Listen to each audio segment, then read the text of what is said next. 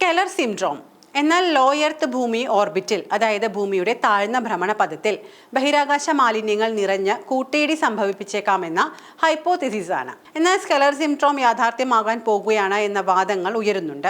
എന്താണ് scalar syndrome? American ബഹിരാകാശ ഏജൻസിയായ നാസയിലെ ശാസ്ത്രജ്ഞരായ ഡൊണാൾഡ് ജെ സ്കെലറും ബർട്ടർ ജി കോർപ്ലൈസും 1978 നിർദ്ദേശിച്ച ഒരു ബഹിരാകാശ സാഹചര്യമാണ് സ്കെലർ സിൻഡ്രോം. സ്കെലർ ഇഫക്റ്റ് എന്നൊരു പേരുകൂടി ഇതിനുണ്ട്. ഭൂമിയുടെ താഴ്ന്ന ഭ്രമണപഥത്തിലുള്ള ഉപഗ്രഹങ്ങളുടെയും മറ്റ് ബഹിരാകാശ വസ്തുക്കളുടെയും ആധിക്യം കാരണമുള്ള കൂട്ടേടി സാഹചര്യമാണ് സ്കെലർ സിൻഡ്രോം എന്നറിയപ്പെടുന്നത്. ലോ എർത്ത് ഓർബിറ്റിലെ ബഹിരാകാശ മാലിന്യങ്ങളുടെ അമിത സാന്ദ്രത കൃത്രിമ ഉപഗ്രഹങ്ങളുടെ പ്രവർത്തനങ്ങൾക്കും ബഹിരാകാശ ദൗത്യങ്ങൾ അന്താരാഷ്ട്ര ബഹിരാകാശ നിലയത്തിനും വരെ ഭീഷണിയാവുമെന്ന് ഈ സ്കെലർ സിൻഡ്രോം സിദ്ധാന്തം പ്രകാരം അനുമാനിക്കുന്നുണ്ട്. കാലാവധി കഴിഞ്ഞ 3500 സാറ്റലൈറ്റുകൾ സഹിതം 14,000-ലേറെ കൃത്രിമ ഉപഗ്രഹങ്ങളും ചിന്നിച്ചിതറിയ 120 ദശലക്ഷം കഷ്ണം അവശിഷ്ടങ്ങളുമാണ് ഭൂമിയുടെ താഴ്ന്ന ഭ്രമണപഥത്തിൽ ചുറ്റിക്കറങ്ങിക്കൊണ്ടിരിക്കുന്നത്. ഈ ബഹിരാകാശ മാലിന്യങ്ങളുടെ ആധിക്യം ലോ എർത്ത് ഓർബിറ്റിലെ ഉപഗ്രഹങ്ങൾ അടക്കമുള്ളവയുടെ ആയുസ്സിന് ഭീഷണിയോ എന്ന ആശങ്ക ഇപ്പോൾ ഒരു വിഭാഗം ഗവേഷകർ ഉയർത്തുന്നുണ്ട്. 8102 കിലോഗ്രാം ഭാരമുള്ള ഭീമാകാരമായ നിഷ്ക്രിയ ഉപഗ്രഹം എൻവിസാറ്റ് ഇത്തരത്തിൽ വലിയ ബഹിരാകാശ ഭീഷണി സൃഷ്ടിക്കുന്ന മാലിന്യങ്ങളിലൊന്നായി കണക്കാക്കപ്പെടുന്നു. ഭൂമിയിൽ നിന്ന് 785 കിലോമീറ്റർ അകലെയുള്ള ഭ്രമണപഥത്തിലാണ് എൻവിസാറ്റിന്റെ സഞ്ചാരം. ഈ ഉപഗ്രഹത്തിന്റെ അവശിഷ്ടങ്ങൾ 150 വർഷത്തേക്ക് ബഹിരാകാശത്ത് നിലനിന്നേക്കാമെന്നാണ് ഡോൺ സ്കെലർ 2012 പ്രവചിച്ചത്. സ്കെലർ സിൻഡ്രോം എന്ന ഈ അവസ്ഥ ഭൂമിയിലെ ഇന്റർനെറ്റ്, ഫോൺ സേവനങ്ങൾ, ടെലിവിഷൻ, ബഹിരാകാശ ദൗത്യങ്ങൾ എന്നിവ ഇല്ലാതാക്കിക്കൊണ്ട് ആഗോള ആശയവിനിമയങ്ങൾക്ക് വിനാശകരമായ പ്രത്യാഘാതങ്ങൾക്ക് കാരണമാകുന്നു. ബഹിരാകാശ അവശിഷ്ടങ്ങളുടെ അളവ് ഭയാനകമായ തോതിൽ ഉയരുന്നതിനാൽ തന്നെ അടിയന്തര സാഹചര്യമാണെന്ന് നാസ തന്നെ പറയുന്നുമുണ്ട്. 14,000-ലേറെ സാറ്റലൈറ്റുകൾ, 120 ദശലക്ഷം അവശിഷ്ടങ്ങൾ ബഹിരാകാശത്ത് ആശങ്കയുടെ ട്രാഫിക് ജാമാണ്. 1978 ഡൊണാൾഡ് കെ സ്കെലറും ബർട്ടർ ജി കോർപ്ലൈസും മനസ്സിൽ കണക്കുകൂട്ടിയ ഹൈപ്പോത്തസിസ് മാത്രമായിരുന്നു സ്കെലർ സിൻഡ്രോം എങ്കിൽ ഈ ബഹിരാകാശ സാഹചര്യത്തെക്കുറിച്ചിട്ടുള്ള ഭയം ഒരു വിഭാഗം ശാസ്ത്രജ്ഞന്മാർക്കിടയിൽ ഇപ്പോൾ സജീവമായി കഴിഞ്ഞു എന്ന് വേണം അനുമാനിക്കാൻ. സ്കെലർ സിൻഡ്രോം സംജാതമായോ എന്നതിന് സ്ഥിരീകരണമില്ലെങ്കിലും ഭൂമിയുടെ താഴ്ന്ന ഭ്രമണപഥത്തിൽ ബഹിരാകാശ അവശിഷ്ടങ്ങൾ വർദ്ധിക്കുന്നത് പ്രവർത്തനനിരതമായ സാറ്റലൈറ്റുകൾ ഉൾപ്പെടെയുള്ളവയ്ക്കും ഭാവി ബഹിരാകാശ പര്യവേഷണങ്ങൾക്കും കനത്ത ഭീഷണിയാണ്.